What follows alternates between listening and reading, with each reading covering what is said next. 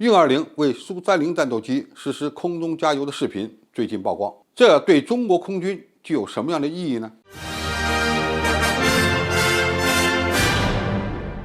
观众朋友、网友朋友，大家好，我是付天少。最近在网上流传这么一个视频，在网民中呢广为传播，而且他们都感到非常的兴奋。那么这个视频里面拍的是什么内容呢？在某地，一些航空发烧友拍到了一架运20战略运输机，在为2架苏30重型战斗机实施空中加油。那么这个视频引起了人们的热议，可以说它是一个标志性的事件，说明运20重型战略运输机不但已经开始列装部队，而且它的改进型现在也出来了。那么这个改进型很可能被称为运油20。那么运油20和轰油6，它们的编号应该是类似的。第一个字运，那么它是以运输机为平台改装出来的一个特种飞机。第二个油，那么标志了它是一款空中加油机。那么我们过去有没有空中加油机呢？有，那就是轰油6。轰油6的诞生，在我们人民空军的发展建设过程中，可以说是一个标志性的事件。因为在此之前，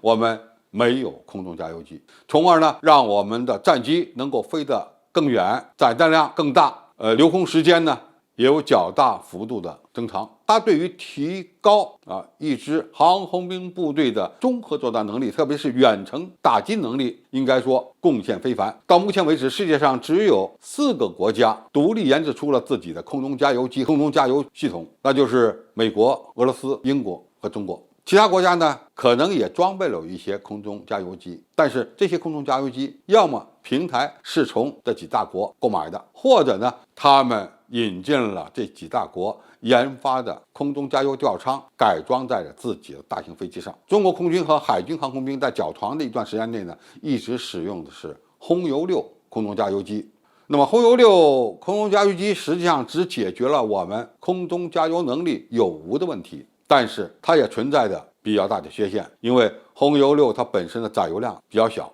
只能给少数几架中型战斗机实施空中加油，而且呢，它的输油速度相对比较低，难以给苏30、歼16这样的重型战斗机实施空中燃料补给那么现在运油20的诞生就大大的缓解了这个矛盾，它完全可以给我们国家列装的多款重型战斗机实施空中燃料补充，比如说歼16、歼15、歼11的改进型苏30，甚至呢未来的歼20都可以由它承担空中加油任务。当然，在很多情况下，它也可以为我们国家现役的中远程的战略轰炸机实施空中加油，甚至呢，未来研发成功远程战略轰炸机以后呢，运油20这款大型的空中加油机也可以作为他们的油料保障平台而提供相应的燃油补充。因此，由运20的诞生对中国空军以及海军航空兵而言，可以说意义非凡。它将可以大幅度的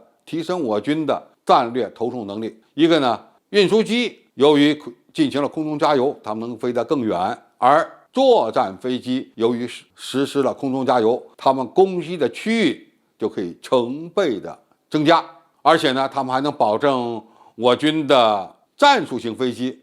在需要的时候实施跨洲际飞行，从而远程转场，抵达某些重要的关键区域来执行相应的军事使命任务。那么到目前为止，世界上能够研制出像运20这么大的重型空中加油机的国家屈指可数。那么中国现在也具备了同样水平的远程重型空中加油机，从而呢，将为建立一支强大的人民空军，为我们远洋舰队提供空中护航奠定了坚实的基础。好，今天的评述就到这里，谢谢大家收看，我们下期再见。